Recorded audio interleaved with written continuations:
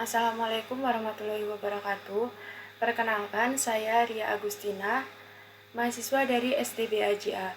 Di sini saya akan menjawab soal dari mata kuliah Pendidikan Agama Islam.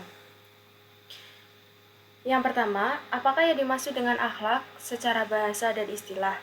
Jelaskan perbedaan akhlak, etika, dan moral.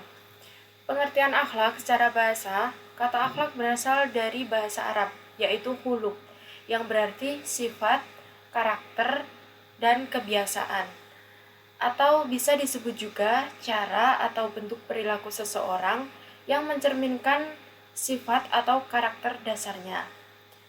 Secara istilah, akhlak mengacu pada perilaku, sikap atau budi pekerti seseorang yang mencerminkan keimanan seseorang dan menunjukkan kualitas moral yang baik sesuai dengan panduan agama, dengan tujuan mencapai kesempurnaan jiwa dan keridhaan Tuhan. Adapun perbedaan antara akhlak, moral, dan etika, akhlak berasal dari ajaran agama, terutama dalam Islam. Moral berasal dari adat, tradisi, dan norma sosial. Etika berasal dari pemikiran rasional atau filsafat. Jadi, secara umum, ketiga istilah tersebut memiliki kesamaan dalam hal tujuan untuk membentuk karakter baik, tetapi berbeda dalam sumber dan pendekatannya. Yang kedua, apa yang dimaksud dengan sunatullah serta sifat dan karakteristiknya? Sunatullah adalah hukum, aturan, atau ketentuan dari Allah yang mengatur alam semesta dengan sifat-sifat yang tetap, berlaku luas, teratur, dan dapat dipahami manusia.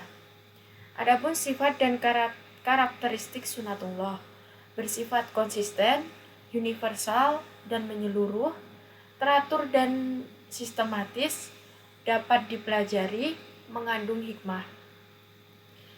Soal yang ketiga, persamaan dan perbedaan antara konsep akaid wajib, mustahil, dan jaiz dengan uluhiyah, rububiyah, dan asma wa sifat.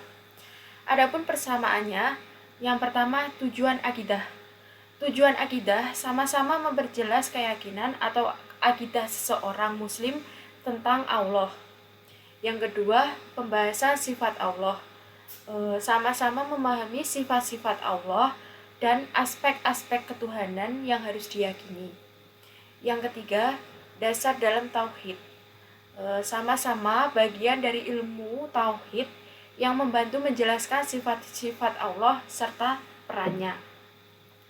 Adapun perbedaannya dalam fokus pendekatan, yang pertama menekankan pada aspek sifat-sifat Allah, sedangkan yang kedua membagi tauhid menjadi 3 bagian besar, yaitu pengesaan Allah dalam ibadah, kekuasaan dan pemeliharaannya atas alam, yang ketiga serta nama-nama dan sifatnya.